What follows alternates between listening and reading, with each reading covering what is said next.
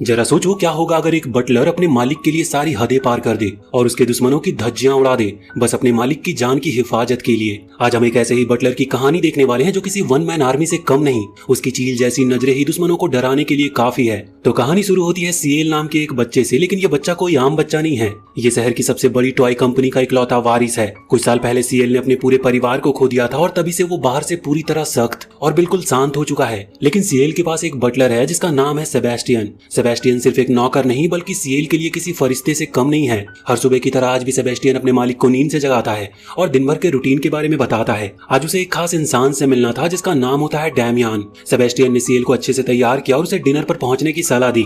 थोड़ी देर बाद जब सब लोग डिनर टेबल पर इकट्ठा हुए तो सेबेस्टियन ने गंभीर होते हुए बाकी मेट्स को डांटा और मीटिंग से पहले हर तैयारी को पूरी करने का ऑर्डर दिया। सीएल डिनर करने के बाद अपने कमरे की ओर बढ़ने लगा, लेकिन रास्ते में उसकी नजर एक पारिवारिक तस्वीर पर पड़ती है। कुछ पल के लिए तो वो चुपचाप से उस तस्वीर को देखता है, मानो कोई पुरानी यादें उसे अंदर से तोड़ रही हो। लेकिन वो इन भावनाओं को अनदेखा करके सीधा अपने ऑफिस की तरफ चला जाता है। उधर वो तीनों नौकर इस बार सेबेस्टियन को खुश करने के लिए खुद ही सारा काम अच्छे से करना चाहते थे।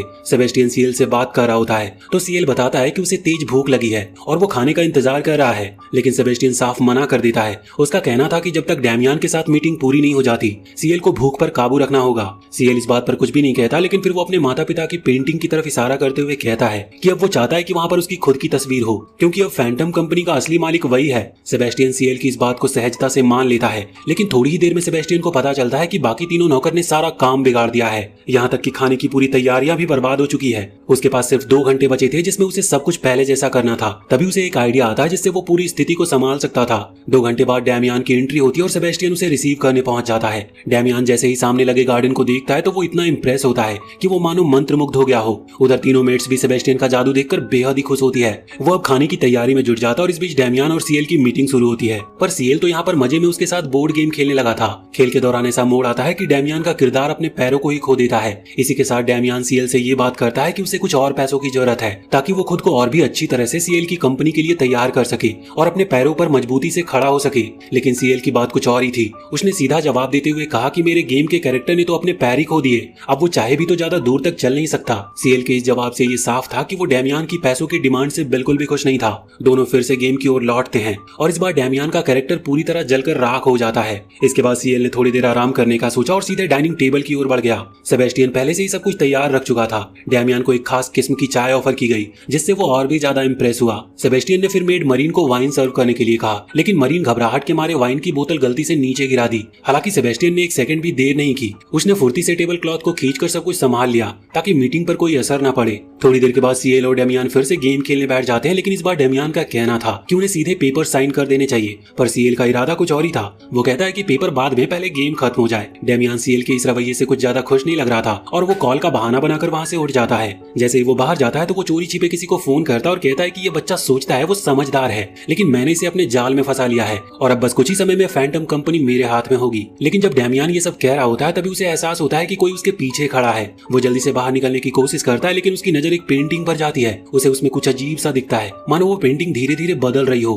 पहले तो उसे लगा कि ये सिर्फ उसकी आंखों का धोखा है, लेकिन जब वो चीज और भी ज्यादा भयानक होती चली गई तब वो डर के मारे वहां से भागने लगा। भागते भागते वो सीढ़ियों से फिसलकर नीचे गिर पड़ा और उसके पैरों में गंभीर चोटें आई, बिल्कुल वैसे ही जैसे गेम में उसके कैरेक्टर के साथ हुआ था। इसी दौरान वहां पर सेबेस्टियन आता है। अब वो डैमियान की सच्चाई जान चुका था, इसीलिए अब वो उसकी सजा तय कर चुका था। डैमियान दर्द से कराहते हुए कमरे के अंदर घुस गया, पर वहाँ केवल अंधेरा था और गहराता हुआ सन्नाटा। पर फिर जब सेबेस्टियन वहां पर आता है तब हमें ये पता चलता है कि डैमियान ने गलती से खुद को एक ओवन के अंदर बंद कर चुका है। ये देखकर सेबेस्टियन मुस्कुराता और धीरे से ओवन का बटन चालू करता है। यहाँ पर हमें डैमियान की चीखें सुनाई देती है। कुछ देर के बाद सेबेस्टियन बाकी की मेड्स के पास आता है और उन्हें ऑर्डर देता है कि ओवन को तुरंत बदलवा दिया जाए ताकि किसी को कोई शक ना हो और सब कुछ पहले जैसा सामान्य लगे। इसके बाद वो सीएल से मिलने पहुंचता है। अब तक दोनों को डैमियान के इरादों का पूरा अंदाजा हो चुका था। तभी उनकी नजर खिड़की से बाहर जाती है जहाँ पर डैमियान लंगड़ाता हुआ जान बचाकर भाग रहा था। सीएल उसकी चीखें सुनकर एक सुकून भरी सांस लेता है। असल में सेबेस्टियन किसी भी कीमत पर सीएल या उसकी कंपनी को नुकसान पहुंचाते हुए देख नहीं सकता था। कुछ समय के बाद हम देखते हैं कि तीनों मेट्स घर में मौजूद चूहों से बहुत ही परेशान थे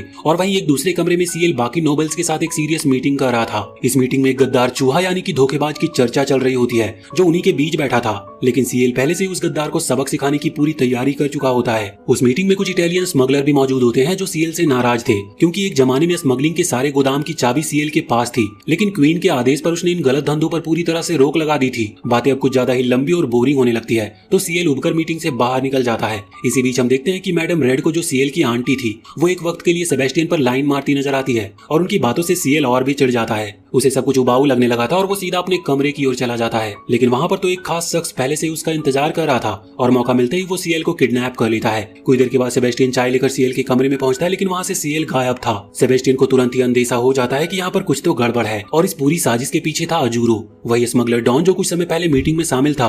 अब अजूरो सीएल को साफ शब्दों में धमकाता है कि अगर उसे अपनी जान प्यारी है तो वो स्मगलिंग स्टोर हाउस की चाबी उसे सौंप दे और उसके गंदे धंधों में उसका साथ दे। लेकिन सीएल के चेहरे पर 1% भी डर नहीं था। वो शांत स्वभाव से बताता है कि रानी के आदेश पर ही मैंने ड्रग्स स्मगलिंग पर रोक लगाई थी और वो चाबी अब मेरे पास नहीं, मेरे बटलर के पास है, ताकि वो उसे सीधा सरकार तक पहुंचा सके। अजूरो बार बार सीएल को अपने गैंग में शामिल होने का ऑफर देता है, लेकिन सीएल हर बार मना कर देता है और जब उसके पास कोई और रास्ता नहीं बचता तब अजूरो गुस्से में आकर सीएल पर जोरदार हमला करता है और अब बात नेगोशिएशन से हटकर बदले पर पहुंच चुकी थी। उधर दूसरी तरफ एक स्नाइपर सेबेस्टियन पर नजर गड़ाए बैठा था, बस सही वक्त की तलाश में था ताकि उसे गोली मारी जा सके। लेकिन ठीक तभी वहां पर मेड मरीन पहुंचती है और उसके हाथ में वो लेटर था। अब यहाँ मरीन जोश जोश में सीधे सेबेस्टियन के ऊपर गिर पड़ती है और उसी वक्त स्नाइपर का निशाना चूक जाता है और इस तरह से सेबेस्टियन की जान बच जाती है। वो खुद को संभालता और मरीन के हाथ से खून से सना हुआ खत लेता है। खत में साफ साफ लिखा होता है कि अगर तुम सीएल को जिंदा देखना चाहते हो तो स्टोर हाउस की चाबी हमारे हवाले कर दो। साथ ही उस चिट्ठी में उस जगह की लोकेशन भी दी गई थी जहाँ सीएल को बंधक बनाकर रखा गया होता है। ये सब पढ़ने के बाद सेबेस्टियन अब पूरी तरह अगली लड़ाई के लिए तैयार था। वहीं दूसरी तरफ स्नाइपर अपने नाकाम प्लान की रिपोर्ट अजूरो तक पहुंचा देता है, जिससे अजूरो गुस्से से बौखला उठता और कुछ कह ही रहा होता है कि तभी स्नाइपर की नजर कार के पीछे आती एक रहस्यमयी परछाई पर पड़ती है। अब हमें समझते देर नहीं लगती कि वो कोई और नहीं बल्कि सेबेस्टियन ही था।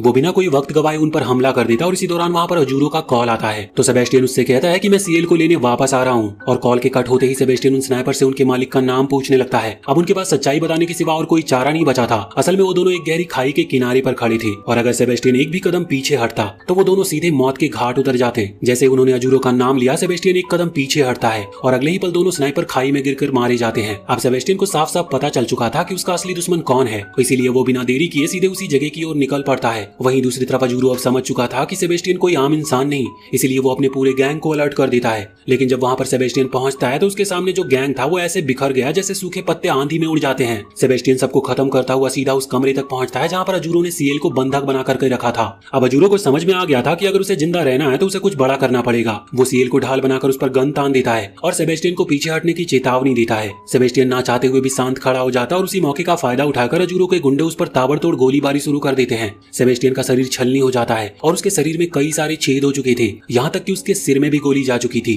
हर किसी को लगने लगा था कि सेबेस्टियन अब नहीं बच सकता।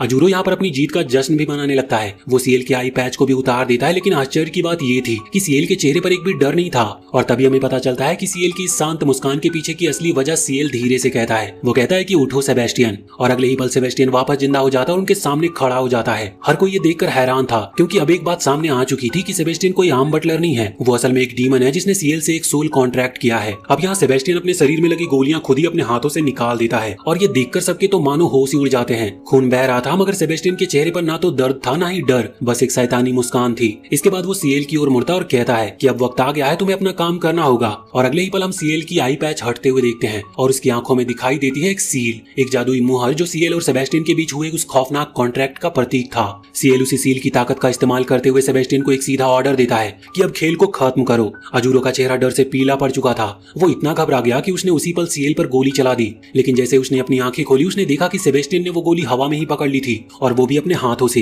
हाँ, उसका हाथ जरूर जख्मी हो गया लेकिन सीएल अब सुरक्षित था। सेबेस्टियन ने सीएल को धीरे से आजाद किया और अपनी घायल हथेलियों के बावजूद उसे बाहर ले आया। अजूरो का खेल यहाँ पर खत्म हो चुका था और सेबेस्टियन सीएल को लेकर वापस फैंटम हवेली लौटता है और सीएल को सही सलामत देखकर वहाँ के सारे नौकर चाकरों की जान में जान आ जाती है। कुछ समय के बाद हम हवेली के एक नए बटलर को देखते हैं जो घर के काम करने से ज्यादा घर के काम बिगाड़ने में एक्सपर्ट लग रहा था। यहाँ तक कि बाकी के मेट्स भी उससे परेशान थी और वो सोचने लगे कि सीएल ने इसे हायर ही क्यों किया है। असल में इसके पीछे की सच्चाई थी मैडम रेड यानी सीएल की आंटी। उन्होंने ही सीएल को मजबूर किया था कि इस नए लड़के को सेबेस्टियन के अंडर रखा जाए ताकि वो उससे कुछ सीख सके और शायद एक दिन सेबेस्टियन जैसा ही बन सके। सेबेस्टियन भी मामला समझ चुका था, इसीलिए वो शांत स्वर में उस नए बटलर को थोड़ा आराम करने की सलाह देता है और फिर सीएल के साथ हवेली से बाहर निकल पड़ता है। अब हम उन्हें एक दुकान में देखते हैं जहाँ सीएल के लिए एक वॉकिंग स्टिक खरीदी जानी थी। स्टिक तो ले ली जाती है मगर दुकानदार बातों में उलझते हुए हुए पूछता है कि इतनी छोटी स्टिक किस बच्चे की होगी। सेबेस्टियन पहले तो शांत रहता है, मगर जैसे ही दुकानदार सीएल को कमजोर दिखाने की कोशिश करता है, सेबेस्टियन बड़े ही शांत स्माइल के साथ कहता है कि मुझे लगता है आपको अपनी जुबान पर लगाम लगाने की जरूरत है।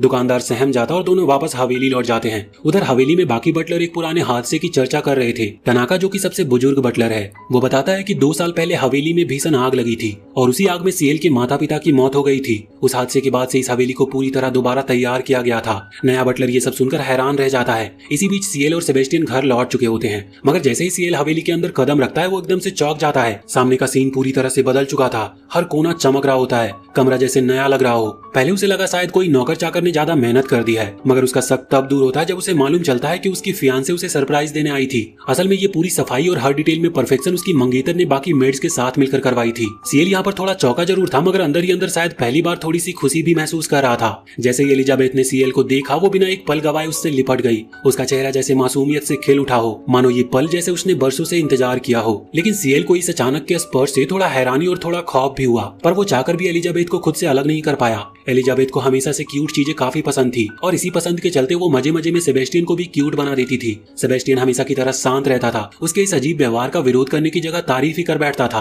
अब एलिजाबेथ अपने कामों में जुट गई और सीएल अपने ऑफिस के कामों में, पर उसके दिल और दिमाग में 2 उलझने थी। पहली की वो कैसे भी करके एलिजाबेथ को जल्दी से जल्दी वापस भेजे, और दूसरी की एलिजाबेथ ने डांस के लिए उसे एक खास इन्विटेशन भेजा था। शुरुआत में तो सीएल ने साफ साफ मना कर दिया था, पर सेबेस्टियन की समझाइश और उसकी बातों में छुपे एहसास ने सीएल को भी धीरे धीरे डांस प्रैक्टिस करने के लिए राजी कर ही लिया था। मगर एक और बात थी, एलिजाबेथ ने सीएल के लिए एक प्यारी सी अंगूठी बनवाई थी, और वो भी एकदम क्यूट सी, और वो चाहती थी कि सीएल वो अंगूठी पहनकर डांस करे। कुछ समय के बाद एलिजाबेथ पूरी तरह से तैयार होकर सीएल से मिलने आई। सीएल भी आज किसी प्रिंस से कम नहीं लग रहा था। उसे देखकर एलिजाबेथ का दिल फिर से धड़कने लगा, पर तभी उसने देखा कि सीएल ने वो अंगूठी नहीं पहनी थी। उसका चेहरा तुरंत ही बदल गया, और वो भी गुस्से में। वो सीएल के हाथ से अंगूठी ली और जमीन पर पटक कर तोड़ देती है। सीएल यहाँ पर कुछ कहने ही वाला था, पर तब तक बहुत देर हो चुकी थी। उसके चेहरे पर गुस्सा और आंखों में नमी थी। वो गुस्से में एलिजाबेथ पर हाथ उठाने ही वाला था, लेकिन तभी सेबेस्टियन ने समय रहते उसका हाथ पकड़ लिया। सेबेस्टियन ने सब कुछ शांत किया और फिर एलिजाबेथ को बताया कि वो अंगूठी कोई आम अंगूठी नहीं थी, वो सीएल की पुश्तैनी अंगूठी थी। उसकी फैमिली की पहचान थी वो। ये सुनते ही एलिजाबेथ की आंखों में पछतावे की नमी उतर आई। उसने गलती महसूस की, पर अब क्या हो सकता था।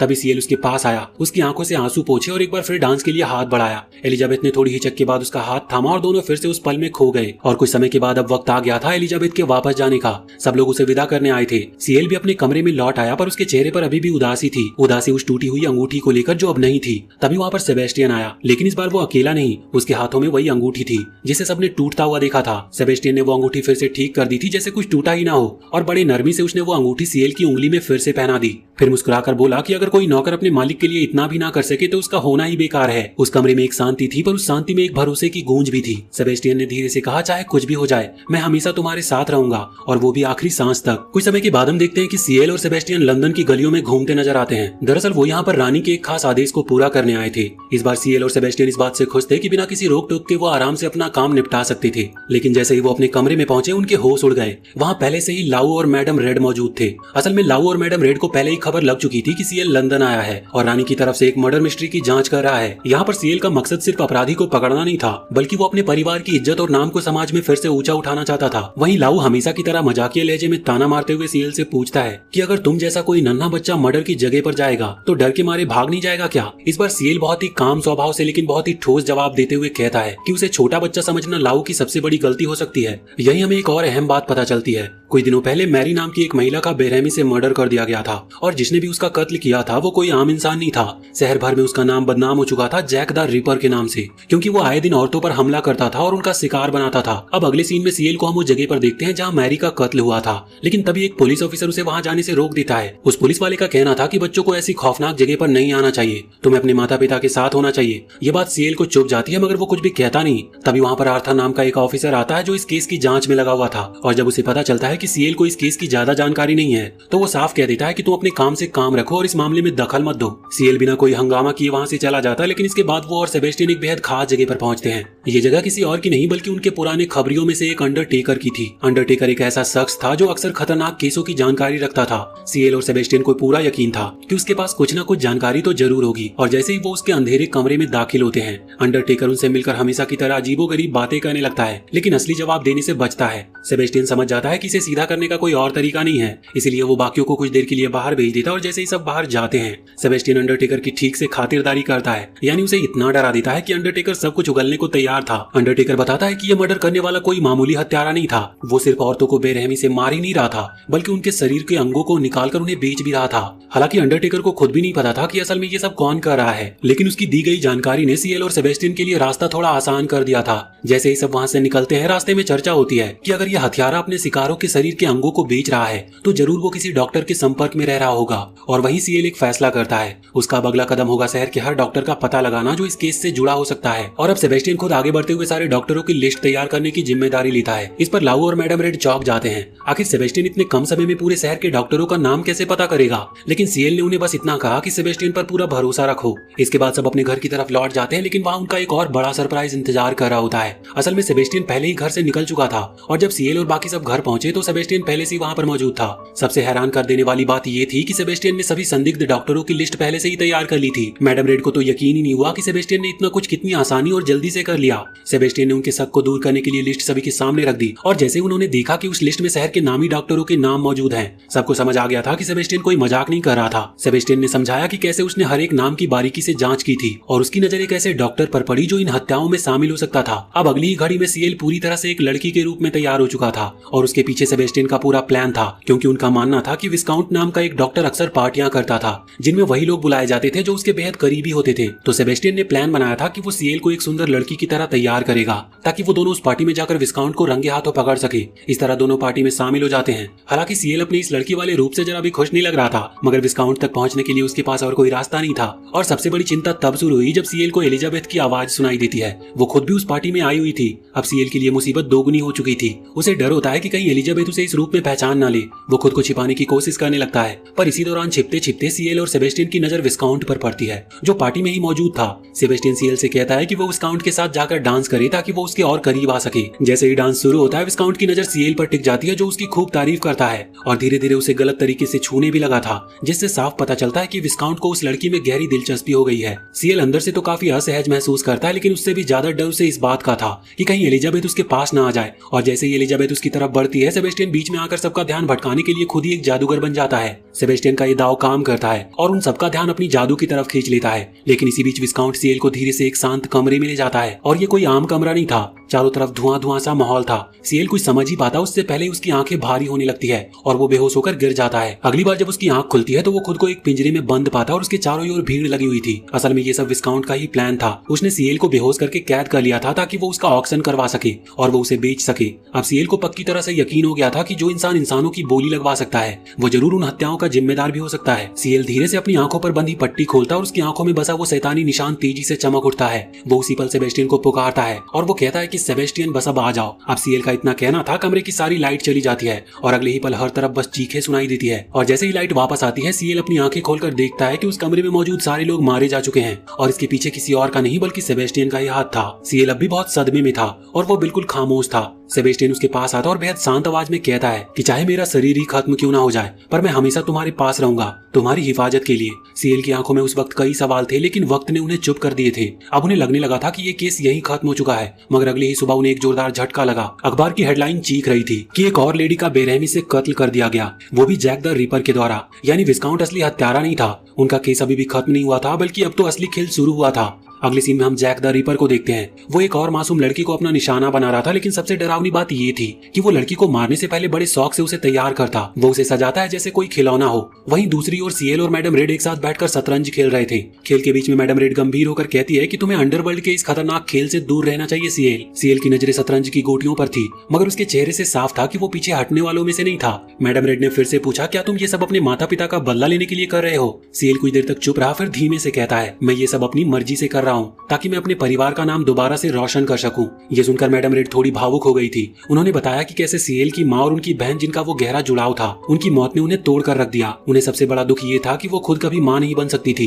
इसीलिए जब उन्होंने अनाथ हुए सीएल को देखा तो उन्होंने तय किया कि उसे वो अपने बेटे जैसा प्यार देंगी। मगर सीएल शांत स्वभाव में जवाब देता है कि मुझे किसी की हमदर्दी की जरूरत नहीं है। ये सुनकर मैडम रेड समझ गई कि वो सीएल को इस रास्ते से हटा नहीं सकती। वो उठती और वहाँ से जाने लगती है, मगर जाते जाते सेबेस्टियन को रोक कर कहती है, तुम्हें हर वक्त सीएल के ही साथ रहना होगा, किसी भी हाल में तुम उसे अकेला नहीं छोड़ सकती। अब मैडम रेड कमरे से बाहर आती है। बाहर उनका बटलर पहले से उनका इंतजार कर रहा होता है। अंधेरे में दोनों के चेहरों पर एक शैतानी मुस्कान होती है और ये क्यों था, ये राज अब धीरे धीरे खुलने वाला था। कुछ समय के बाद सेबेस्टियन सीएल के कमरे में आता है और दोनों के बीच गहरी बातचीत होती है और उसी दौरान सेबेस्टियन एक खुलासा करता है कि मैंने सारे डॉक्टरों की लिस्ट चेक की मगर विस्काउंट के अलावा मुझे किसी पर भी शक नहीं हुआ। ये सुनकर सीएल गुस्से से भर उठता है। उसे लगने लगता है कि शायद वो अब इस हत्यारे को पकड़ने में नाकाम रहेगा। मगर तभी सेबेस्टियन कुछ कहता है, एक नाम है जिस पर मेरा थोड़ा शक है और अगर तुम्हें उसका नाम पता चलेगा तो तुम हैरान रह जाओगे। सीएल की सांसें थम जाती है और वो पूछता है कि कौन है वो। कुछ समय के बाद सेबेस्टियन और सीएल उस लोकेशन पर पहुंच चुके थे जहां अगला कत्ल होने वाला था। वो दोनों पूरी तैयारी के साथ पहुंचे थे और इस बार उन्हें पूरा यकीन था कि असली हत्यारा वहीं पर मिलेगा। सीएल धीरे धीरे उस कमरे में दाखिल होता और जैसे ही उसकी नजरें सामने जाती है उसकी रूह कांप उठती है। चारों ओर लाल रंग का ताजा खून बिखरा हुआ था और उसके बिल्कुल बगल में एक औरत की लाश पड़ी थी। सीएल सदमे में था, उसकी सांसें तेज हो गई थी। तभी अचानक से सेबेस्टियन पीछे से आता और उसकी आंखों को ढक देता है। वो कहता है कि ये सब तुम्हें नहीं देखना चाहिए। मगर तभी कहानी में एक जबरदस्त मोड़ आता है। कमरे के एक कोने से मैडम रेड का बटलर बाहर निकलता है। सेबेस्टियन और सीएल दोनों समझ जाते हैं कि यही है वो कातिल। बटलर सामने आते ही खुद को मासूम साबित करने की कोशिश करता है लेकिन सेबेस्टियन की आंखों में अब कोई रहम नहीं था। उसे इस बात का पहले से ही शक था और अब उसकी शंका यकीन में बदल चुकी थी। सेबेस्टियन गंभीर आवाज में कहता है कि तुम सिर्फ एक बटलर नहीं हो, तुम असल में एक ग्रिम रीपर हो। बटलर अब समझ गया था कि उसका असली चेहरा उजागर हो चुका है, इसीलिए वो अब अपने असली रूप में आ जाता है। तेज सफेद बाल, काली आंखें और हाथों में चमकते हुए साइट। सेबेस्टियन उससे पूछता है कि एक ग्रिम रीपर होते हुए भी तुम मासूमों की जान क्यों ले रहे थे और ये बटलर का नाटक क्यों किया। ग्रिम रीपर मुस्कुराता है और वो कहता है कि मैं ये सब सिर्फ एक औरत के प्यार में कर रहा था। और तभी उस कमरे में वो औरत दाखिल होती है। सीएल अपनी आंखों को खोलता है ताकि उस औरत को देख सके और वो औरत कोई और नहीं बल्कि मैडम रेड होती है। सीएल को जरा भी हैरानी नहीं होती। वो सीधा अपनी आंटी की ओर देखता है और कहता है कि मुझे पहले से ही शक था मगर मैं मानना नहीं चाहता था। सेबेस्टियन ने जब पहली बार मैडम रेड पर शक जताया था तो सीएल ने उसका यकीन नहीं किया था। अब यहाँ पर मैडम रेड खुद भी चौंक जाती है कि तुम्हें कैसे पता चला। सीएल यहाँ पर शांत लहजे में जवाब देता है कि हमने सारे विक्टिम के ऑर्गन की जांच करवाई और पता चला कि वो सभी ऑर्गन एक ही हॉस्पिटल में बेचे जा रहे थे और वो हॉस्पिटल तुम्हारा था। अब मैडम रेड का चेहरा सख्त हो चुका था, उसकी आंखों में गुस्सा भड़क रहा था। वो चीखती है कि अगर तुमने मेरी बात मानी होती तो आज हम सब एक अच्छे परिवार की तरह साथ होते, लेकिन अब सब खत्म हो चुका है। ग्रिम रीपर भी अब अपना सच बयां करता है। वो कहता है कि मुझे लाल रंग से मोहब्बत है और इसीलिए मैं लोगों को मारता था ताकि मैं उनके शरीर को अपने पसंदीदा रंग में रंग सकूं। अब सीएल ने फैसला कर लिया था। वो कहता है कि सेबेस्टियन इन्हें खत्म कर दो। सेबेस्टियन यहाँ पर बिना ही एक पल गवाए सिर झुकाकर उसके ऑर्डर को स्वीकार करता है और अगले ही पल ग्रिम रीपर और सेबेस्टियन के बीच भयंकर लड़ाई शुरू हो जाती है। दोनों की ताकतें इंसानी कल्पना से बाहर थी। एक ओर अंधेरा था और दूसरी ओर सिर्फ मौत। वहीं दूसरी तरफ मैडम रेड खुद सीएल पर हमला करने के लिए आगे बढ़ती है। वो कहती है कि तुम्हें आज मैं खुद ही खत्म कर दूंगी। उसके चेहरे पर अब ममता नहीं सिर्फ क्रूरता थी। सीएल उसके हर वार से बचने की कोशिश करता है मगर मैडम रेड कहीं ज्यादा तेज थी और अब वो पल आ चुका था जब मैडम रेड बस एक ही झटके में सीएल की जान ले सकती थी। सीएल जमीन पर गिर चुका था और उसके चेहरे पर खून की लकीरें थी और यहाँ पर मैडम रेड अपनी चमकती हुई चाकू लेकर उस पर कूदने ही वाली थी। मगर ठीक उसी पल जब मैडम रेड सीएल पर आखिरी वार करने वाली होती है, एक लहर से उसकी जहन से गुजरती है और उसे अपना बीता हुआ अतीत याद आने लगता है। उसकी आंखों के सामने उसकी बहन, सीएल की माँ और छोटा सा मासूम सीएल घूमने लगते हैं। वो सारे लम्हे जो उसने उस परिवार के साथ बिताए थे, हंसी, प्यार और सुकून से भरे पल थे वो। और यहाँ ये बात स्पष्ट थी कि हाँ, मैडम रेड ने बहुत कुछ गलत किया था लेकिन उसके दिल के किसी कोने में सीएल के लिए प्यार अब भी जिंदा था और यही प्यार उसे रोक लेता है। वो अपने हाथ नीचे कर लेती है। उसके चेहरे पर अफसोस झलक रहा था और वो अपने फैसले पर पछता रही थी। मगर तभी पास खड़ा ग्रिम रीपर जो ये सब देख रहा होता है गुस्से से बिफर उठता है। वो मैडम रेड को चेतावनी देता है कि वो अपने आप पर काबू रखे और उस लड़के को मार दे। पर मैडम रेड अब किसी भी कीमत पर अपनी बहन के बेटे को मारना नहीं चाहती थी। वो कहती है कि मैं ऐसा कर नहीं सकती और वो बस इतना ही कह पाती है। ग्रिम रीपर अब पूरी तरह से आग बबूला हो गया था और वो बिना एक पल गवाए अपनी चमचमाती चेन साव निकालकर मैडम रेड पर हमला कर देता है और एक ही झटके में मैडम रेड जमीन पर गिर जाती है। उसकी सांसें टूटने लगती है और उसकी आंखें बुझने लगी थी। और यहाँ पर हम उसके बीते हुए दर्द भरे जीवन में झांकते हैं। जब वो छोटी थी उसे लाल रंग से बेहद प्यार था। वो हर चीज को लाल रंग में देखना चाहती थी और फिर एक दिन उसे एक लड़के से प्यार हो गया। मगर जब शादी की बात आई तो उसकी बहन की शादी उस लड़के से करवा दी गई। शुरुआत में ये बात उसे बहुत चुभी मगर अपनी बहन की खुशी के लिए वो खुद को पीछे हटा लेती है और इसके बाद उसने किसी और से शादी कर ली। और जब वो भी माँ बनने वाली थी तो एक दर्दनाक हादसा उसके जीवन को बर्बाद कर देता है। एक दिन कार एक्सीडेंट में उसका पति मारा गया और उसका बच्चा भी नहीं बच पाया। उधर सीएल का पूरा परिवार भी आग में जलकर खत्म हो चुका था। इस दोहरी चोट ने मैडम रेड को अंदर से तोड़ कर रख दिया था और धीरे धीरे उसने उन औरतों को मारना शुरू कर दिया जो माँ नहीं बन सकती थी या जो माँ बनने की जिम्मेदारी को समझती नहीं थी। उसे अब लाल रंग से नफरत होने लगी थी और तभी उसकी मुलाकात ग्रिम रीपर से हुई और दोनों ने मिलकर इस मौत के खेल को शुरू किया। मगर जब उसे पता चला कि सीएल जिंदा है और अकेला नहीं बल्कि उसके साथ उसका वफादार बटलर सेबेस्टियन भी है तो उसका दिल फिर से किसी रिश्ते से भरने लगा। उसने सीएल को अपने बेटे जैसा प्यार देना शुरू किया मगर अतीत की गलतियां इतनी गहरी थी कि वो चाहकर भी उस अंधेरे से बाहर नहीं निकल पाई। प्रेजेंट में ग्रिम रीपर मैडम रेड की मौत से थोड़ा दुखी तो होता है लेकिन अब उसका एक ही मकसद था सीएल को खत्म करने का। पर सीएल अब बिल्कुल शांत होकर मैडम रेड के पास जाता है। उसके लहूलुहान शरीर के सामने बैठकर उसे एक तरह से श्रद्धांजलि देता है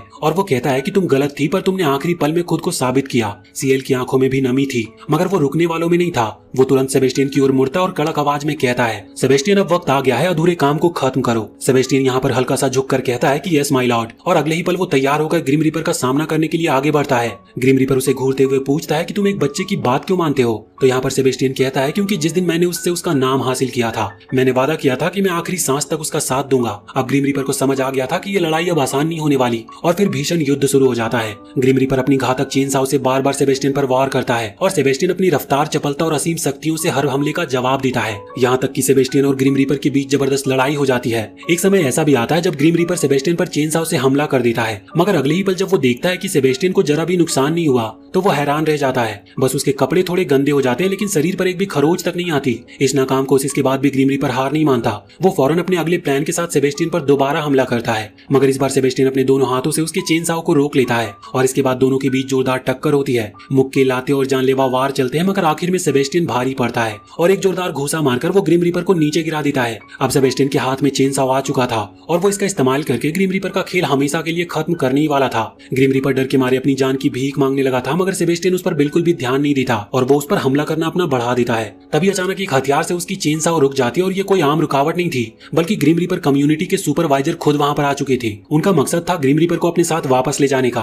ग्रिम रीपर को एक पल राहत जरूर मिलती है कि उसकी जान बच गई है लेकिन ये खुशी ज्यादा देर तक नहीं टिकती। सुपरवाइजर वहीं खड़े खड़े सबके सामने खुलासा करते हैं कि ग्रिम रीपर ने अपने नियमों का उल्लंघन किया है और मासूमों की जान ली है जिसकी उसे सजा मिलेगी। अब सेबेस्टियन को भी मजबूरी में सुपरवाइजर की बात माननी पड़ती है और वो ग्रिम रीपर को उनके हवाले कर देता है जिसके बाद सुपरवाइजर ग्रिम रीपर को लेकर वहां से चले जाते हैं। वहीं दूसरी ओर सीएल चुपचाप से मैडम रेड के पास बैठा हुआ था। तभी सेबेस्टियन भी वहां पर पहुंचता है और जैसे ही पास आता है सीएल अचानक चक्कर खाकर गिरने लगता है मगर सेबेस्टियन फौरन उसे पकड़ लेता है। हालांकि सीएल उसका हाथ झटक देता और कहता है कि उसे बस थोड़ी सी कमजोरी महसूस हुई थी और वो अपना ख्याल खुद भी रख सकता है। कुछ ही समय के बाद मैडम रेड के अंतिम संस्कार का दिन आता है। सीएल सभी नोबल्स के साथ मिलकर मैडम रेड को विदाई देता है। इस दौरान सब देखते हैं कि सीएल एक लाल रंग का कपड़ा उठाकर मैडम रेड के ऊपर रख देता है और वो ऐसा इसीलिए करता है क्योंकि उसे हमेशा लगता था कि लाल रंग मैडम रेड पर सबसे ज्यादा जचता है। और जैसे ही वो कपड़ा डाला जाता है आसमान से चारों ओर लाल फूलों की बारिश होने लगती है मानो खुद कुदरत भी मैडम रेड को एक सुंदर और सम्मानजनक विदाई दे रही हो। वहीं इस अंतिम संस्कार के बाद घर के सारे नौकर गहरे दुख में डूबे नजर आते हैं। सभी के चेहरे पर उदासी साफ झलक रही थी क्योंकि मैडम रेड के जाने से मानो पूरे घर का सूनापन बाहर आ गया हो। इसी दौरान हम एक डिटेक्टिव को देखते हैं जो आर्थर से ये सब जानने की कोशिश करता है कि आखिर उन्होंने इस केस को अचानक बंद क्यों कर दिया।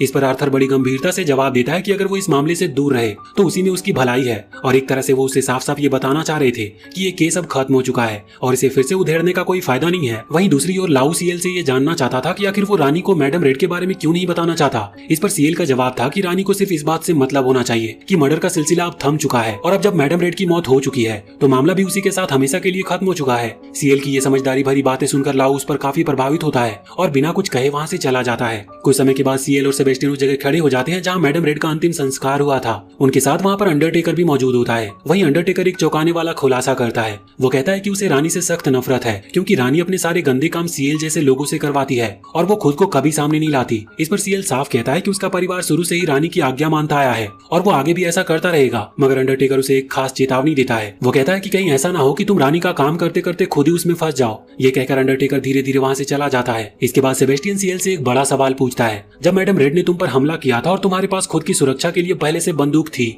तो तुमने उसे खुद क्यों नहीं मारा। सीएल थोड़ी देर चुप रहता है और वो जवाब में उलझा हुआ था। फिर सोचते हुए वो कहता है कि उसने मैडम रेड को इसीलिए नहीं मारा क्योंकि ये काम सेबेस्टियन का था। वो नहीं चाहता था कि उसके हाथ खून से रंग जाए, वो चाहता था कि उसका सेवक ही ये काम पूरा करे। आखिर में सीएल सेबेस्टियन को वो बात याद दिलाता है जो उन दोनों के बीच के रिश्ते की बुनियाद थी। वो उस कॉन्ट्रैक्ट को याद दिलाता है। वो कहता है कि जब तक उसका मकसद पूरा नहीं होता तब तक ये समझौता बना रहेगा और इस पर सेबेस्टियन मुस्कुराते हुए हामी भरता है। वो कहता है कि वो सीएल के साथ उसकी आखिरी सांस तक रहेगा, वो उसकी हर हाल में हिफाजत करेगा और हमेशा उसकी परछाई बनकर उसके सबसे करीब खड़ा रहेगा। कुछ समय के बाद सीएल सेबेस्टियन और बाकी नौकरों के साथ एक ट्रिप पर निकलता है। इस सफर के दौरान सेबेस्टियन सीएल से पूछता है कि आखिर उसने ट्रैवल पर आने से पहले इन नौकरों को साथ में क्यों लाया। इस पर सीएल बड़े ही सफाई से जवाब देता है कि अगर मैं इन्हें घर पर छोड़ देता तो ये घर का कबाड़ कर देते। धीरे धीरे सभी लोग एक गाँव में पहुँचते हैं। शुरुआत में सारे नौकर काफी खुश नजर आते हैं लेकिन ये खुशी ज्यादा देर तक टिकती नहीं, क्योंकि जल्दी उन्हें ये पता चलता है कि वो एक वीरान और उजाड़ गांव में आ पहुंचे हैं। इसके बाद कहानी थोड़ा पीछे जाती है। एक फ्लैशबैक में हम देखते हैं कि सीएल पहले ही सेबेस्टियन को बता चुका था कि वो लोग इसी गांव में आने वाले हैं। असल में सीएल को जानकारी मिली थी कि इस गांव में पहले एक भयानक खेल हुआ करता था जिसका नाम था बियर बीटिंग, जिसमें कई कुत्तों को एक पिंजरे में बंद भालू पर हमला करने के लिए छोड़ दिया जाता था जब तक कि भालू की जान न चली जाए। सेबेस्टियन ने ये सुनकर बताया कि ऐसा खेल तो कब का बंद हो चुका है, मगर तभी सीएल खुलासा करता है कि भले ही भालू वाला खेल अब बंद हो चुका हो, पर गांव वालों ने इसे एक नई शकल दे दी है। अब वो कुत्तों को ही एक दूसरे से लड़वाने लगे हैं और इस खेल में ये गांव भी पूरी तरह से शामिल है। यही सीएल सेबेस्टियन को ये भी बताता है कि कैसे रानी उसे ऐसे छोटे छोटे कामों में उलझाकर अपने मतलब के लिए इस्तेमाल कर रही है। पर जब सेबेस्टियन उसे रुकने को कहता है तब सीएल बड़े दर्द भरे लहजे में कहता है, मैं रानी का पालतू कुत्ता हूँ और उनकी बातें हमें माननी ही पड़ेगी। खैर वापस वर्तमान में लौटते हैं। सीएल और उसके साथी गांव में दाखिल हो चुके थे। थोड़ी दूर चलने के बाद उन्हें एक औरत दिखाई देती है जो एक छोटे बच्चे को अपनी गोद में लिए चल रही थी। फिनी और बाकी नौकर उसे देखकर थोड़े खुश होते हैं। उन्हें लगता है कि शायद इस वीराने में कुछ इंसानियत बची है, लेकिन जैसे ही वो औरत के पास पहुंचते हैं और बात करते हैं तो उनके होश उड़ जाते हैं। उसकी गोद में बच्चा नहीं बल्कि एक मरा हुआ कुत्ता था। सब हैरान रह जाते हैं और तब वो औरत बताती है कि किस तरह उस चीज ने उस कुत्ते की ये हालत कर दी। अब वो चीज क्या थी इसका रहस्य तो कहानी में आगे खुलने वाला है। इसके बाद सब लोग गाँव के अंदर पहुंचते हैं जहाँ का माहौल बाहर से तो शांत और खूबसूरत लगता है। चारों तरफ लोगों ने पालतू कुत्ते पाल रखे थे, पर सेबेस्टियन इस सुकून भरे नजारे से जरा भी प्रभावित नहीं होता। उसका मानना था कि कुत्ते कमजोर होते हैं क्योंकि वो बिना सवाल किए अपने मालिक के दिए गए हर आदेश को मान लेते हैं और यही बात उसे उनसे नफरत करने पर मजबूर करती है। खैर कुछ देर के बाद सभी लोग एक रिसोर्ट के पास पहुंचते हैं जहां उनकी मुलाकात होती है उस जगह की नौकरानी एंजेला से। एंजेला उन्हें देखकर मुस्कुराती है और उन्हें अंदर ले आती है, लेकिन इस शांति के पीछे भी तूफान छुपा होता है। कुछ समय के बाद सीएल और सेबेस्टियन छुपकर देखते हैं कि गांव का मेयर, जो इस रिसोर्ट का मालिक भी है, एंजेला को बुरी तरह से पीट रहा है, सिर्फ इसीलिए कि उसने इसकी इजाजत के बिना रानी के भेजे हुए मेहमानों को रिसोर्ट में आने दिया। पर तभी सीएल मेयर को ऐसा करने से रोकता है और बहुत ही शांति से उसे बताता है कि उसे खुद क्वीन ने इस जगह पर भेजा है ताकि वो इस रिसोर्ट को खरीद सके। सीएल की इस बात से मेयर थोड़ी देर के लिए चुप तो होता है, मगर फिर भी वो साफ मना कर देता है कि वो ये रिसोर्ट नहीं देगा। सीएल भी कोई पीछे हटने वाला नहीं था। वो मेयर को याद दिलाता है कि अगर वो ऐसा करता है तो ये सीधे सीधे रानी के आदेश की अवहेलना होगी। तब मेयर गहरी सांस लेकर बताता है कि उसकी इस जिद के पीछे एक बहुत बड़ी वजह छिपी है। असल में मेयर का कहना था कि पूरे गांव में एक डीमन डॉग का आतंक फैला है, एक राक्षसी कुत्ता जो हर उस इंसान को खत्म कर देता है जो मेयर की बात को नहीं मानता, और यही वजह है कि वो सीएल को रिसोर्ट नहीं सौंप सकता। सीएल मेयर की बातों से सहमत नहीं होता। वो साफ कहता है कि जब तक वो अपनी आंखों से इस दहशत को देख नहीं लेता तब तक वो यहाँ से कहीं नहीं जाने वाला। अब हम उसी रात का सीन देखते हैं जहाँ पर एंजेला बाकी नौकरों के साथ बैठकर बातें कर रही होती है। वो हंसते हंसते अपने बारे में बताती है कि वो भी एक वक्त में उन्हीं की तरह एक आम सी नौकरानी थी, मगर इसी बीच सर्वेंट को दूर से मेयर की रिंग बेल की आवाज सुनाई देती है। एंजेला अचानक से बहुत ही गंभीर हो जाती है और कहती है कि मेयर ने बुलाया है। वो तुरंत वहाँ से चली जाती है। अब जो अगला सीन आता है वो चौंकाने वाला था। मेयर जो अब तक रौबदार और कठोर दिखता था, एंजेला के पैरों में गिरकर माफी मांग रहा होता है। वो कांपती हुई आवाज में कहता है कि वो जल्द से जल्द उस नए मेहमान सीएल और उसके साथियों को गांव से निकलवा देगा। ये सब मेड मरीन छुपकर देख रही होती है और वो पूरी तरह से हैरान होती है क्योंकि ऐसा मेयर उसने पहले कभी नहीं देखा था। खैर अगले ही पल एंजेला सीएल और सेबेस्टियन के पास आती है और उन्हें वो एक सख्त चेतावनी देते हुए कहती है, अगर आपने मेयर की बात नहीं मानी तो अगली सुबह शायद आप जिंदा ना हो। मरीन भी पीछे से आकर कहती है कि इस गांव में जिसने भी मेयर के नियमों का उल्लंघन किया उसे उसी डीमन डॉग ने मौत के घाट उतार दिया। सीएल और सेबेस्टियन को इन बातों पर यकीन नहीं होता। उन्हें ये सब किसी डरावने वाले किस्से से ज्यादा कुछ नहीं लग रहा था, मगर तभी गांव की खामोशी को एक तेज वार्निंग सायरन चीर देती है। हर कोई अपनी जगह से उछलकर खड़ा हो गया था और बाहर की ओर भागने लगता है और वहाँ पर पूरा अफरा तफरी का माहौल बन चुका था। सीएल और सेबेस्टियन भी तुरंत बाहर निकलते और वहाँ जो वो देखते हैं उससे उनके चेहरे की रंगत उड़ गई थी। सड़क पर साफ साफ उस भयानक डीमन डॉग के पंजों के निशान पड़े थे। गाँव वालों में अब कोई शक बाकी नहीं रह जाता। सबका यही मानना था कि अगर निशान यहाँ है तो जरूर किसी ने मेयर की बात नहीं मानी है और अब डीमन डॉग उसकी जान लेने आया है। कुछ ही देर में उस शख्स का पता चल जाता है जिसने नियम तोड़ा था। असल में उस आदमी ने विलेज के उस कड़े नियम को तोड़ा था जिसमें साफ कहा गया था कि कोई भी इंसान 5 से ज्यादा कुत्ते नहीं पाल सकता, और उसने 6 कुत्ते पाल लिए थे। बस यही उसकी सबसे बड़ी गलती थी। उसी की लाश अब लोगों के सामने थी, कुत्तों की तरह नोची हुई, खून से सनी हुई। गांव में सन्नाटा छा चुका था। मेयर एक बार फिर से सबके सामने आता और कठोर स्वर में चेतावनी देता है, जिसने मेरी बात नहीं मानी उसका यही अंजाम होगा। लेकिन वहीं दूसरी ओर सीएल और सेबेस्टियन को ये सब बहुत ही स्क्रिप्टेड लग रहा था। उनकी आंखों में बहुत सारे सवाल थे। क्या वाकई में ये डीमन डॉग है या फिर इस डर की आड़ में कुछ और छिपाया जा रहा है?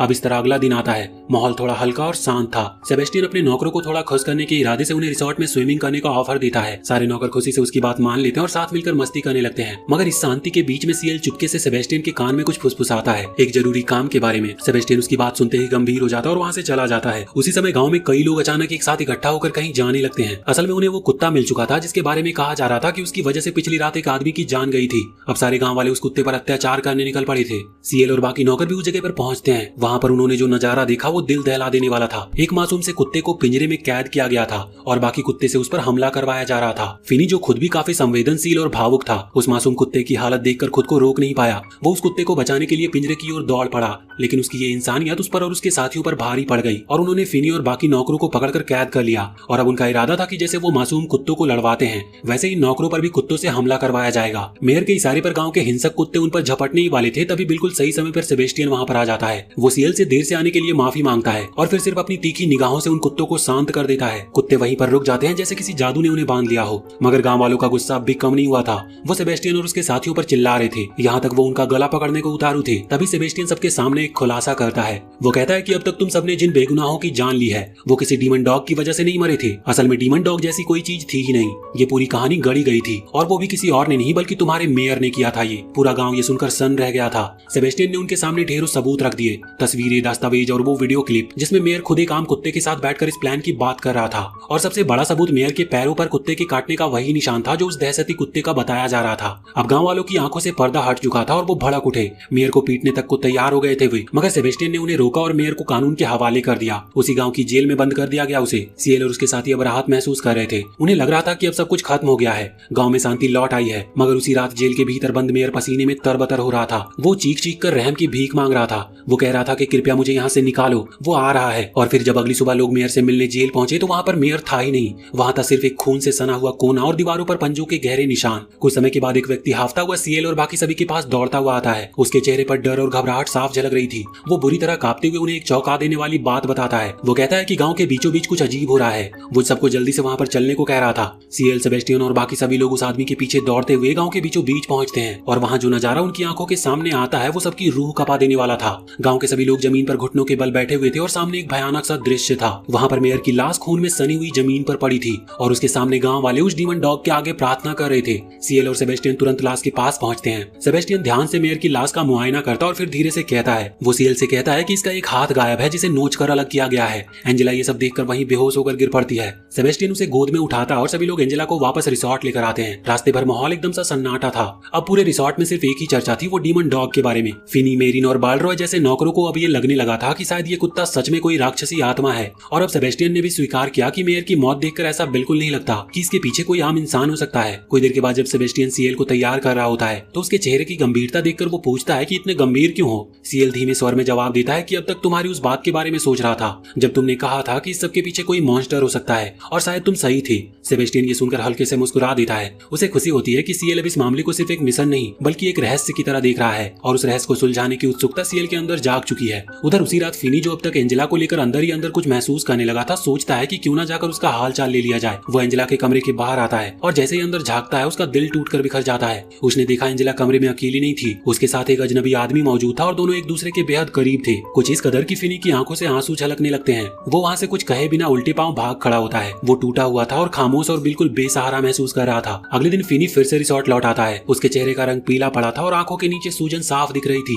एंजेला उसे देखते ही उसकी हाल पूछती है। वो कहती है कि फिनी तुम ठीक तो हो, लेकिन फिनी उसकी आंखों में नहीं देख पाता। वो कल रात का सारा मंजर याद कर रहा था और बिना कुछ कहे वहाँ से फिर से भाग जाता है। कुछ देर के बाद फिनी एक पेड़ के नीचे बैठा था अपनी तन्हाइयों में डूबा हुआ। तभी मेड मेरिन दौड़ती हुई उसके पास आती है। वो कहती है कि फिनी जल्दी चलो, एंजेला गायब हो गई है। ये सुनते ही फिनी उछलकर खड़ा हो जाता है। वो तुरंत रिसोर्ट की ओर दौड़ पड़ता है। रिसोर्ट पहुंचते ही उसे पता चलता है कि एंजेला सुबह सुबह कुछ हर्ब्स लेने के लिए बाहर गई थी और उसके बाद से किसी ने उसे देखा तक नहीं है। फिनी को ये बात समझ नहीं आती इतनी सुबह हर्ब्स लेने क्यों गई। तभी मेरिन बताती है कि वो तुम्हारे लिए गई थी फिनी, कल तुम्हारा मूड खराब था और उसने कहा कि शायद कुछ खास जड़ी बूटियां तुम्हारे लिए ठीक रहेगी। ये सुनते ही फिनी पूरी तरह से टूट जाता है। जिस लड़की को वो गलत समझ बैठा था, जिससे वो रूठकर दूर चला गया था, वो उसी के लिए इतनी सुबह अकेले निकल पड़ी थी और अब वो गायब थी। इतना सुनते ही फिनी के दिल में एंजेला के लिए गहरी गिल्ट भर जाती है। उसे अपने रवैये पर अफसोस होता है और बिना किसी देरी के वो उसे ढूंढने निकल पड़ता है। बाकी नौकर मेरिन, बाल्ड्रा और स्नेक भी फिनी का साथ देने के लिए तैयार हो जाते हैं। सभी एक साथ एंजेला को ढूंढने निकल पड़ते हैं। इन सब दौरान सीएल और सेबेस्टियन ये बातें चुपचाप से सुन रहे थे, मगर उनके चेहरे पर कोई भी भाव नहीं था, ना ही चिंता की और ना ही किसी बेचैनी की।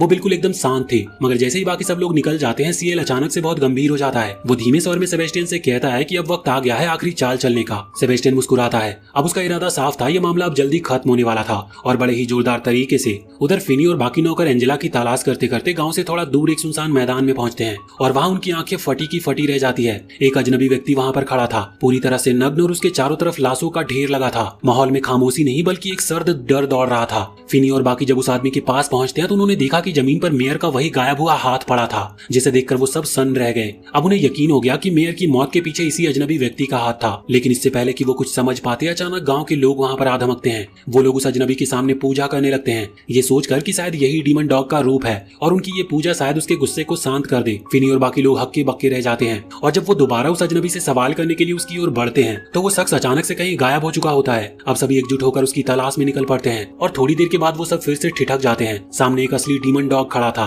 वो गुस्से से कांप रहा था और उसकी आंखों से आग निकल रही थी और वो पूरे इलाके में तबाही मचाने लगता है। फिनी को एक अजीब सा एहसास होता है। उसे लगता है कि अगर वो इस डीमन डॉग का सामना करेगा तो शायद एंजेला के बारे में कुछ जान सकेगा। उसी उम्मीद में फिनी अकेले ही उस भयानक कुत्ते का सामना करने निकल पड़ता है। बाकी नौकर भी तैयार होकर उसके साथ हो लेते हैं, लेकिन तभी एक और झटका लगता है। उनका सारा उपकरण खराब हो चुका होता है, कोई भी हथियार काम नहीं करता। अब डीमन डॉग और भी ज्यादा गुस्से में आ चुका था। वो फिनी पर पूरी ताकत से टूट पड़ता है। एक पल तो ऐसा आता है जहाँ ऐसा लगने लगता है कि फिनी अब नहीं बचेगा। उसकी आंखें बंद हो जाती है और तभी वहाँ पर सेबेस्टियन की एंट्री होती है। वो हवा को चीरता हुआ वहाँ पर आता और सिर्फ एक ही चाल में डीमन डॉग को रोक देता है। मगर सबसे चौंकाने वाली बात ये थी, सेबेस्टियन ने डीमन डॉग को किसी राक्षस की तरह नहीं बल्कि एक साधारण कुत्ते की तरह ट्रीट किया। वो उसे खाना दिखाता और प्यार से बात करता है और धीरे धीरे उसे अपने कंट्रोल में ले लेता है। फिर अचानक सेबेस्टियन उस डीमन डॉग को कड़ी टक्कर देना शुरू करता है। वहाँ पर एक जबरदस्त लड़ाई छिड़ जाती है जहाँ सेबेस्टियन अपने जानलेवा अंदाज में उस राक्षसी कुत्ते पर भारी पड़ता है और आखिर में एक जोरदार वार के साथ वो डीमन डॉग को एक बड़े से गड्ढे में गिरा देता है। सभी लोग हैरानी से उस गड्ढे की ओर देखते हैं कि अब होगा क्या, और कुछ ही क्षणों बाद वहाँ से पानी की बूंदें बरसने लगती है। फिर बूंदें तेज हो जाती है और देखते ही देखते एक झरने की तरह पानी का तेज बहाव उस गड्ढे से फूट पड़ता है। सेबेस्टियन भीगे कपड़ों में मुस्कुराते हुए बाहर निकलता है और बताता है कि उसने डीमन डॉग को पूरी तरह काबू में कर लिया है और अब एक बुराई का अंत हो चुका है और उसी के साथ एक नई उम्मीद की शुरुआत भी हुई है। उस वीरान जमीन में पानी आ गया था, सूखी जमीन अब हरियाली से भरने वाली थी और ये गांव जो अब तक डर और भूख में जी रहा था प्यार और शांति की ओर बढ़ चला था। अब इसी दौरान हमने ये भी देखा कि वो डीमन डॉग जो अब तक राक्षसी रूप में तबाही मचा रहा था धीरे धीरे उसी अजनबी शख्स के रूप में बदल गया। असल में वही शख्स वो डीमन डॉग था और जैसे ही उसकी नजर एंजेला पर पड़ती है उसकी आंखों में चमक आ जाती है। वो बेहद ही उत्साहित हो जाता है और दौड़कर एंजेला से लिपट जाता है। सभी लोग ये नजारा देखकर सन्न रह गए थे कि ये हो क्या रहा है। तभी एंजेला सबके सामने एक बड़ा खुलासा करती है। वो बताती है कि ये कोई आम इंसान नहीं है, एक टेमिंग गॉड है, यानी एक ऐसा देवता जो जानवरों के काबू में रखने की शक्ति रखता है। लेकिन जब ये ज्यादा उत्साहित होता है तो इसका शरीर डीमन डॉग के रूप में बदल जाता है। एंजेला ने साफ साफ बताया कि वो शुरू से ही इस रहस्यमयी प्राणी को लोगों की नजरों से छुपाती आ रही थी ताकि कोई इसे नुकसान ना पहुंचाए। अब एंजेला सीधे सीएल से बात करती है। वो कहती है कि क्या आप इसे अपने मेंशन में रहने की इजाजत देंगे, वहाँ कोई इसे परेशान नहीं करेगा। सेबेस्टियन जो हमेशा से कुत्तों से नफरत करता आया है वो तुरंत टोकता है। वो कहता है कि माफ कीजिए लेकिन मैं कुत्तों को बर्दाश्त नहीं कर सकता। मगर सीएल की चाल कुछ और ही थी। वो एंजेला की बात को मान लेता है और उस शख्स को अपने मेंशन में रहने की अनुमति दे देता है। असल में सीएल जानता था कि ये शख्स उसके लिए एक वफादार और ताकतवर पालतू बन सकता है और इस तरह से डीमन गॉड का मामला शांत हो जाता है और उसी रात सीएल गांव में अपनी आखिरी रात बिताता है,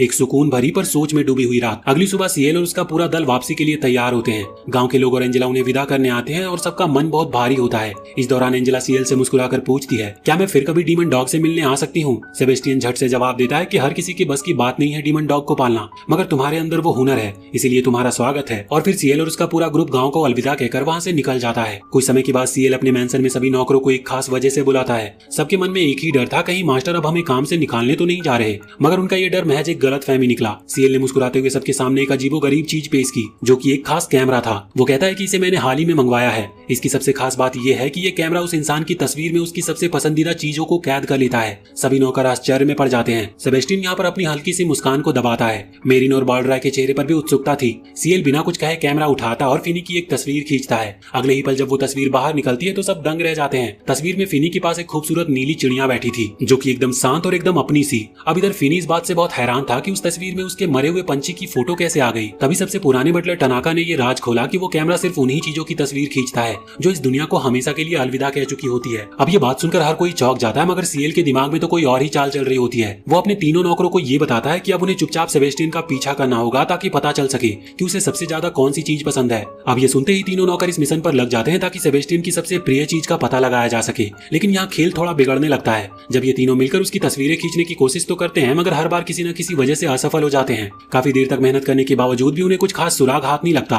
तभी कुछ देर के बाद सेबेस्टियन खुद उन तीनों के पास आता है और बताता है कि एक नया मेहमान घर में आने वाला है, इसीलिए उनसे कहा जाता है कि वो जल्दी से प्लूटो यानी कि डीमन डॉग को कहीं छुपा दे ताकि नया मेहमान कुछ अजीब ना समझे। अब सब नौकर मिलकर प्लूटो को छुपाने की जद्दोजहद में लग जाते हैं, लेकिन सारी कोशिशों के बाद भी उन्हें कोई खास सफलता नहीं मिलती। वहीं दूसरी ओर सीएल इस बात से परेशान होता है कि आखिर उसके नौकर लोग अपना असली काम करने में इतना समय क्यों लगा रहे हैं। अब उसे कौन समझाए कि वो तीनों नौकर असली काम छोड़कर प्लूटो की देखभाल में जुटे हुए थे। कुछ समय के बाद जब सेबेस्टियन देखता है कि प्लूटो अब तक नहीं छुपा बल्कि मेन गेट पर आराम से लेटा है, तभी वहाँ पर एक बिल्ली आ जाती है और बस फिर क्या था, सेबेस्टियन उस बिल्ली से खेलने लग जाता है। ये देखकर प्लूटो को बिल्कुल भी अच्छा नहीं लगता और वो अपने नॉर्मल रूप में आकर सेबेस्टियन से लिपट कर रोने लगता है, जैसे कोई बच्चा अपनी माँ की गोद चाहता हो। इधर दूसरी ओर तीनों नौकर बड़ी मेहनत से खींची गई ढेर सारी तस्वीरें सीएल के सामने पेश करते हैं, मगर उन सभी तस्वीरों में से कोई भी काम की नहीं निकलती। तभी वहाँ लाओ की एंट्री होती है, जो बिना कुछ सोचे समझे ये तक कह देता है कि अगर वो ये काम पूरा ना कर सका तो वो इस जगह को हमेशा के लिए छोड़ देगा। लाओ का ये आत्मविश्वास देखकर सीएल को लग जाता है कि शायद लाओ ही इस काम को पूरा कर सकता है, लेकिन तभी लाओ पूछ बैठता है कि अरे हाँ, करना क्या है। ये सुनते ही सीएल और बाकी सब लोग बस उसे हैरानी से घूरते रह जाते हैं। उधर घर में नया मेहमान आ चुका होता है और सेबेस्टियन उसे अंदर ले जा रहा होता है,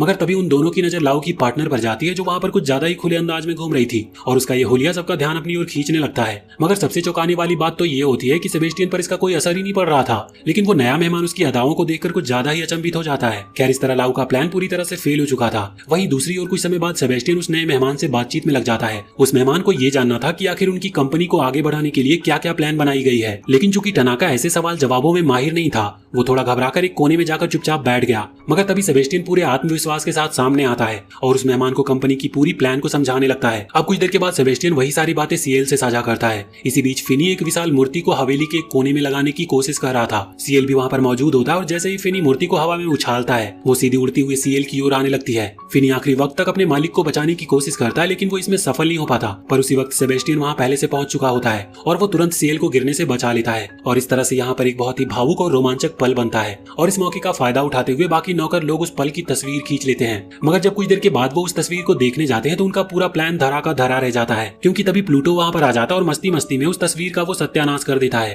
अब उधर सेबेस्टियन वापस सीएल के पास जाता है, जहाँ वो उसे सोते हुए पाता है, लेकिन तभी उसकी नजर उसी खींची गई तस्वीर पर भी जाती है। इसके बाद अगला दिन आता है, जहाँ सभी नौकर को सीएल और सेबेस्टियन की एक तस्वीर मिलती है, जिसमें ये साफ दिखता है कि सेबेस्टियन की सबसे पसंदीदा चीज कोई और नहीं बल्कि प्लूटो ही है। मगर असलियत में ये सब एक भ्रम था, एक ऐसा भ्रम जिसे उन सभी ने सच मान लिया था।